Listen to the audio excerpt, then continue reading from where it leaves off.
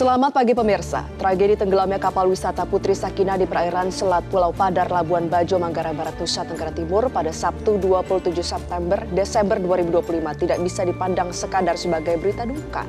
Insiden ini sejatinya mengguncang kesadaran nasional.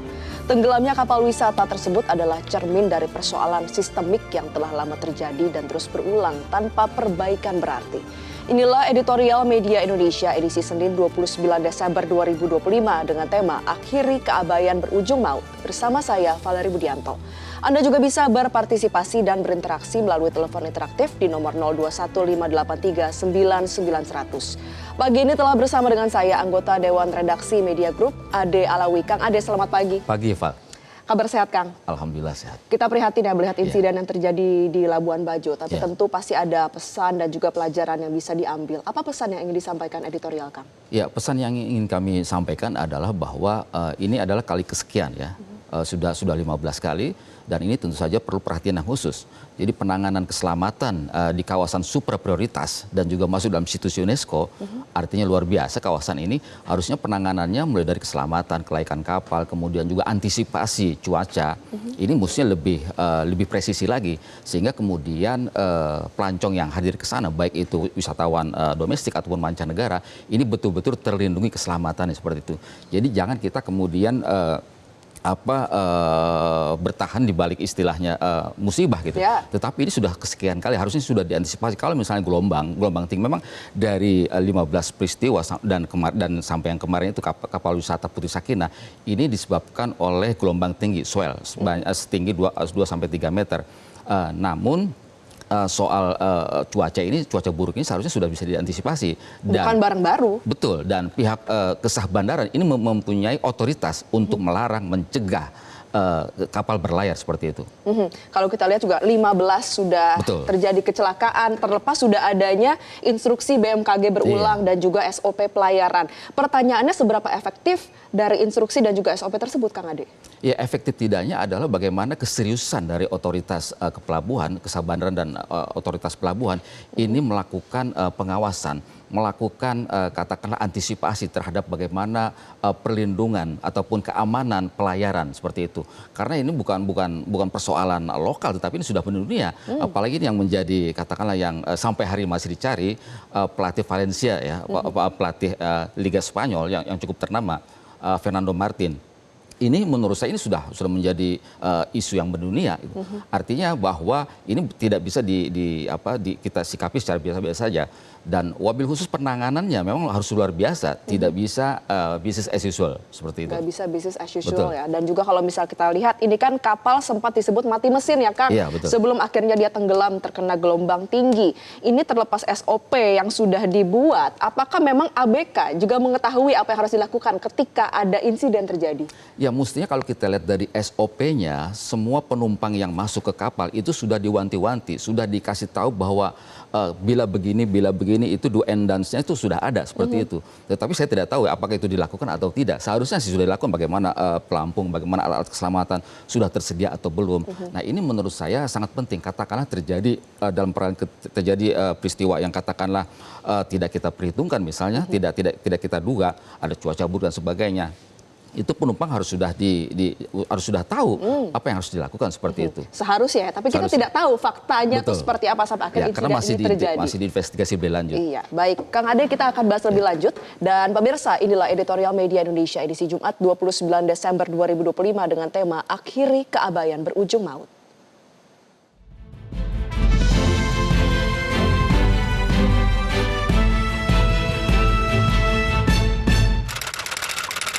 Akhiri keabayan berujung maut.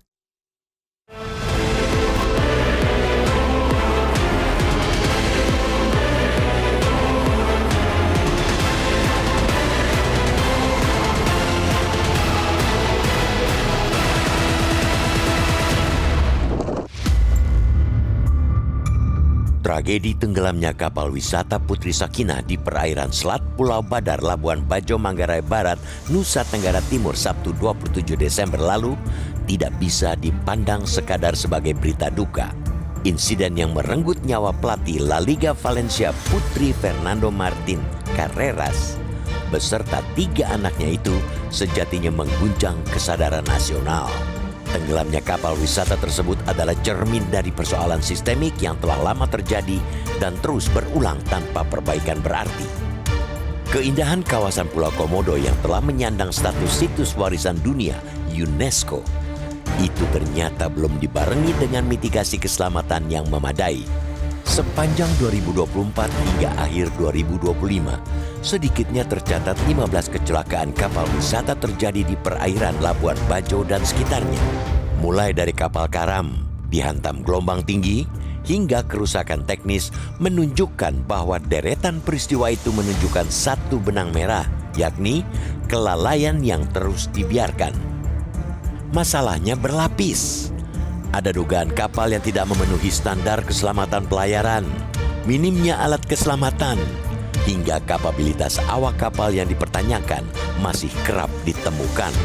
Ironisnya, sebagian kecelakaan justru terjadi saat cuaca dan gelombang tinggi. Padahal kondisi seperti itu seharusnya menjadi alarm untuk menghentikan seluruh aktivitas pelayaran wisata demi keselamatan jiwa.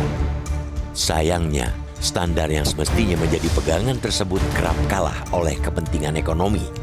Dalam kasus terakhir, Kantor Kesyah Bandaran dan Otoritas Pelabuhan KSOP kelas 3 Labuan Bajo menduga kapal wisata semi pinisi itu mati mesin sebelum akhirnya tenggelam akibat dihantam gelombang tinggi. Dugaan itu kembali menegaskan lemahnya pengawasan sejak kapal masih berada di dermaga. Sebagai negara kepulauan terbesar di dunia dan berada di kawasan Ring of Fire, protokol keselamatan transportasi laut semestinya tidak berada pada level biasa-biasa saja. Pencegahan dan penanganan kecelakaan harus disiapkan secara matang, terintegrasi dan proaktif, bukan reaktif setelah nyawa melayang. Standarisasi keselamatan harus menjadi harga mati, bukan variabel yang bisa dinegosiasikan dengan dalih efisiensi biaya. Kelayakan kapal, kelengkapan pengamanan, serta kompetensi awak kapal wajib memenuhi standar tinggi tanpa kompromi. Otoritas pelabuhan pun harus tegas melarang kapal berangkat bila syarat keselamatan tidak terpenuhi atau kondisi alam tidak memungkinkan. Mengabaikan hal itu sama saja membiarkan laut terus berubah menjadi kuburan bagi para pelancong. Rentetan kecelakaan yang melibatkan warga negara asing WNA semakin membuka celah dalam sistem mitigasi keselamatan nasional. Indonesia seolah piawai menjual keindahan alam, tetapi gagap memberikan jaminan perlindungan nyawa bagi mereka yang datang dengan kepercayaan. Peristiwa di Labuan Bajo harus menjadi titik balik menuju tindakan radikal. Kita tidak membutuhkan lagi sekadar pernyataan bela sungkawa atau janji investigasi yang berakhir tanpa tindak lanjut. Yang diperlukan adalah pemutusan mata rantai keabayan secara nyata. Penegakan hukum terhadap operator transportasi dan pemilik kapal harus dilakukan tanpa pandang bulu. Izin operasional mesti dicabut jika ditemukan pelanggaran prosedur keselamatan sekecil apapun. Tidak boleh ada kompromi bagi kapal yang nekat berlayar tanpa clearance. Selain itu, penguatan peran Syah Bandar sebagai otoritas pelabuhan mutlak dilakukan. Mereka adalah garda terdepan yang menentukan layak atau tidaknya kapal meninggalkan dermaga. Jika terbukti lalai memeriksa kelayakan kapal atau membiarkan prosedur dilanggar, tanggung jawab hukum harus ikut disematkan. Kita tidak bisa terus berlindung di balik kata musibah. Musibah adalah peristiwa di luar kendali manusia setelah seluruh upaya maksimal dilakukan. Namun jika kapal tenggelam akibat ketidaksiapan alat keselamatan, kelalaian teknis, atau pengawasan yang longgar, itu bukan musibah, melainkan akibat perbuatan manusia. Jangan biarkan kemegahan alam Indonesia justru menjelma makam bagi para pelancong. Sudahi mempertaruhkan nyawa manusia demi ego pariwisata yang miskin rasa aman. Tanpa pembenahan radikal, Indonesia hanya menunggu waktu untuk kembali dipermalukan di mata dunia akibat keteledoran yang sama.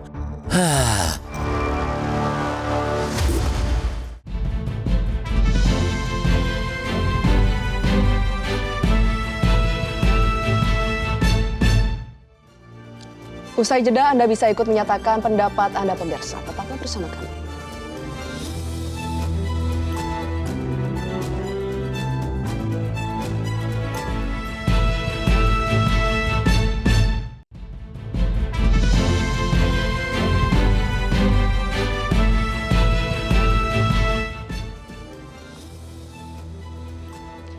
Anda kembali bersama kami pemirsa dan sekarang kita akan mendengarkan pendapat pemirsa Metro TV yang sudah ada bersama kami. Sudah ada Ibu Ong Mei Hua dari Pejaten Jakarta. Selamat pagi Ibu Ong Mei Hua. Selamat pagi Mbak Valen, selamat pagi Mas Ade. Iya pagi. Ibu Assalamualaikum gimana? warahmatullahi wabarakatuh. Waalaikumsalam. Bagaimana Ibu melihat insiden tenggelamnya kapal di Labuan Bajo? Iya, inilah akibat pengawasan dari Syah Bandar. Tidak diperhatikan, abai Mbak Valen. Karena mau berlayar, mau bersenang-senang.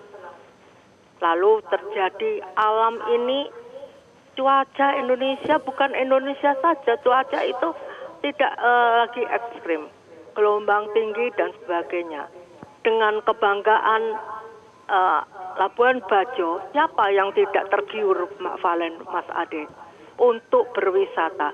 Tapi harus ingat, cuaca ini tidak mendukung untuk bersenang-senang bersukaria.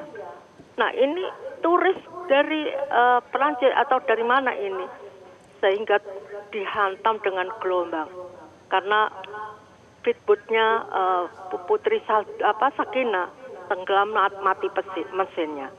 Nah sekali lagi kami mengharapkan perhatikan peraturan larangan daripada Syah Bandar. Kan mereka tahu bagaimana cuaca di Indonesia dan memang itu bidangnya untuk berlayar. Semoga tidak terjadi lagi Mbak, turis-turis yang akan berlayar mengarungi lautan kita. Tidak terjadi lagi. Assalamualaikum warahmatullahi wabarakatuh. Waalaikumsalam, terima kasih Ibu Ong Mei Hua. Kang Ade, ini balik lagi yang ditegaskan adalah mengenai bagaimana pemerintah lalu ke Syah Bandarannya mesti tegas. Kita tahu kalau misalnya kita tarik juga destinasi wisata, Turki, Kapadokia, balon udara. Pemerintah setiap hari turun langsung, dia mengecek pergerakan angin dan menentukan apakah balon udara hari ini bisa naik atau enggak. Tapi kerennya di Indonesia malah pelayaran wisata baru di stop setelah adanya insiden. Ini langkah yang tepat atau perlukah kita belajar dari Turki, Kang Ade? Ya, kita perlu belajar dari Turki ya dan beberapa negara-negara yang memang menggunakan SOP yang ketat ya. Jadi kita harus kembalikan kasus tragedi di Labuan Bajo ini agar tidak terulang. Itu kembali pada tata kelola pelayaran yang baik ya. Salah satunya itu adalah akuntabilitas, kemudian juga kehati-hatian. Nah ini sangat penting sekali tata kelola ini harus diperbaiki dan pemerintah dalam hal ini Dirjen Hubungan Laut itu jangan segan-segan melakukan investigasi kemudian memberikan sanksi kepada otoritas Kesah Bandaran, otoritas pelabuhan sampai kemudian pemilik kapal dan sebagainya pihak-pihak yang terkait karena ini jangan dianggap enteng menurut saya. Apalagi Labuan Bajo ini Pulau Komodo ini termasuk super prioritas. Artinya pemerintah harus betul-betul serius, harus betul-betul level penanganannya itu di atas rata-rata. Jadi tidak bisa kita biarkan seperti itu, tidak bisa kita anggap biasa saja. Apalagi peristiwa ini sudah terulang lagi. Kalau persoalannya karena alam cuaca buruk, ini kan sudah diprediksi sebenarnya dan BMKG sudah berkali-kali menyampaikan warningnya jangan ini jangan hati-hati berlain dan sebagainya seperti itu. Dan jadi ini menurut saya keterulangan ini membuat kita adalah negara yang menurut saya tidak bertanggung jawab ya, tidak bertanggung jawab terhadap keselamatan pelayaran. Apalagi ini kawasan wisata khusus dan jangan sampai kemudian muncul citra bahwa destinasi wisata di Indonesia itu adalah seperti kuburan bagi pelancong. Tidak ada jaminan keamanan, tidak ada kemudian warning agar para pelancong ini terlindungi keselamatannya seperti itu. Berbicara soal sanksi, sebenarnya kan dari segi normatif regulasinya sudah ada ya Kang Ade. Tapi pertanyaannya adalah apakah nafas mitigasi ini sudah bisa dipegang oleh seluruh masyarakat Indonesia? Nah mitigasi ini harus memang disosialisasikan ya oleh pemerintah dan pemerintah harus menetapkan secara tegas ya.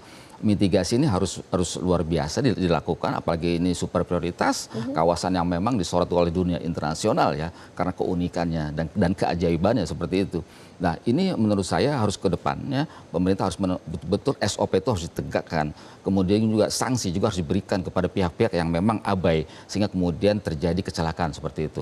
Tapi kadang kan juga dari oknum misalnya masyarakatnya kayak ini kita kasih tip lebih deh tetap berlayar. Nah itu kan oknum-oknum ya kita kan nggak bicara soal Syah Bandar ini tapi ABK-nya. Bagaimana supaya ABK ini juga nggak main nakal dan konsisten kalau memang bahaya ya kita tidak berlayar gitu. Jadi pihak yang mempunyai otoritas Kesah Bandaran dan otoritas pelabuhan pelabuhan ini harus mereka tidak hanya bekerja sesuai dengan ranah mereka, tapi mereka harus berpikir bahwa kawasan Pulau Komodo, kawasan Labuan Bajo ini adalah kawasan yang memang luar biasa, kawasan yang super prioritas. Artinya bahwa inilah masa depan Indonesia. Karena dari ada 5 super kawasan destinasi wisata super prioritas yang disebut sebagai pengganti Bali atau apalah namanya gitu kan, seperti itu. Nah, ini menurut saya harus betul-betul, karena SOP ini akan berdampak pada keselamatan, dan keselamatan ini akan menciptakan trust publik ya. Trust para pelancong wisatawan mancanegara ataupun domestik, sehingga betul-betul mereka merasa yakin, merasa percaya diri bahwa mereka akan menikmati dengan selamat di sana, seperti itu. Baik, lagi-lagi kita dihadapi dengan dilema antara keselamatan masyarakat dengan kepentingan ekonomi. Tapi kita akan bahas usai jeda, Kang Ade. Pemirsa, tetaplah bersama kami di Editorial Media Indonesia.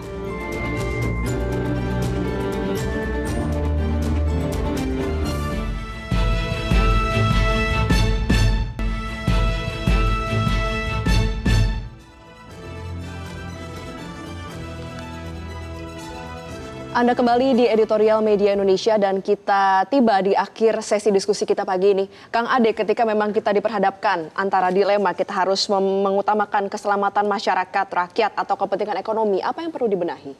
Ya, pertama kita harus mengetahui bahwa hukum tertinggi dimanapun ya, itu ada keselamatan rakyat ya.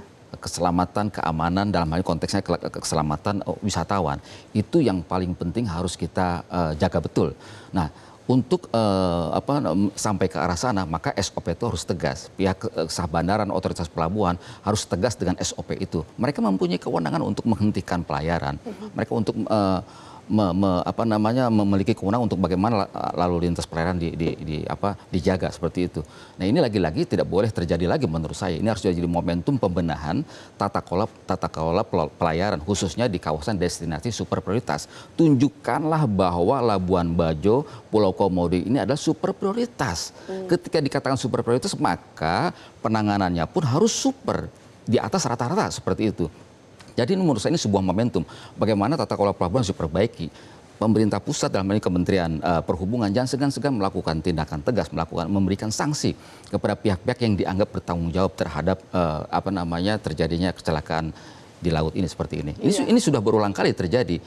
Kalau misalnya faktornya cuaca, justru cuaca itu menurut saya ketika sudah ada warning dari BMKG jangan berlayar karena cuaca buruk, itu jangan coba-coba untuk tetap berlayar. Jadi ini menurut saya merupakan sebuah pengabaian yang terus terulang. Nah, ini membutuhkan harus adanya sanksi dari Kementerian Perhubungan. Risiko dari pengabaian ini juga lebih tinggi ya Kang, ketika memang trust dari publik ini sudah hilang, bahkan nanti sudah nggak ada yang mau lagi berkunjung ke Labuan Bajo. Betul, dan kalau misalnya Indonesia ini abai dengan keselamatan, kemudian juga menganggap kawasan wisata ya udahlah nikmati aja alam gitu tanpa ada perlindungan dan sebagainya. Ini menurut saya cara berpikir ini sangat berbahaya karena masa depan devisa itu ada di pariwisata. Kita begitu indahnya, kita memiliki keunikan dan sebagainya. Ini yang harus dijaga. Apalagi kalau kita lihat dari data misalnya, itu tren pelancong, tren wisman baik itu lokal ataupun wisman, sebagian wisman ya, itu cukup tinggi. Data Oktober kemarin misalnya itu tercatat 293.000 yang melancong ke Pulau Komodo. Artinya bahwa ini sebuah aset. Pulau Komodo itu aset, jadi harus dijaga dengan sebenar-benarnya dan harus dijaga oleh orang-orang yang bertanggung jawab seperti itu. Iya, intinya juga yang perlu menjadi perhatian masyarakat Indonesia ini gampang lupa, Kang Ade. Gampang lupa kita itu. Melihat ada insiden ini, kita khawatir mitigasi, tapi nanti lalu kita lupa. Kita harus jaga itu dan bagaimana biar ini terus menjadi prioritas ya. Karena ini soal hati, soal etis, keselamatan dari masyarakat ini harus melebihi kepentingan ekonomi. Betul. Kang Ade Alawi, terima kasih sudah membagikan pemikirannya dalam Editorial Media Indonesia pagi ini.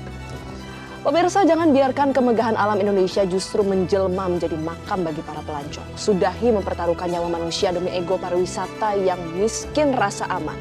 Tanpa adanya pembenahan yang radikal, Indonesia hanya menunggu waktu untuk kembali dipermalukan di mata dunia akibat keteledoran yang sama. Saya, Valerie Budianto, mewakili kru yang bertugas mengucapkan terima kasih. Terus jaga kesehatan Anda dan terus jaga nurani Anda. Sampai jumpa.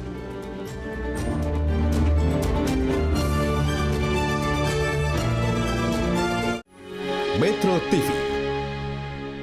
Jelajahi cara baru mendapatkan informasi. Download Metro TV Extend sekarang.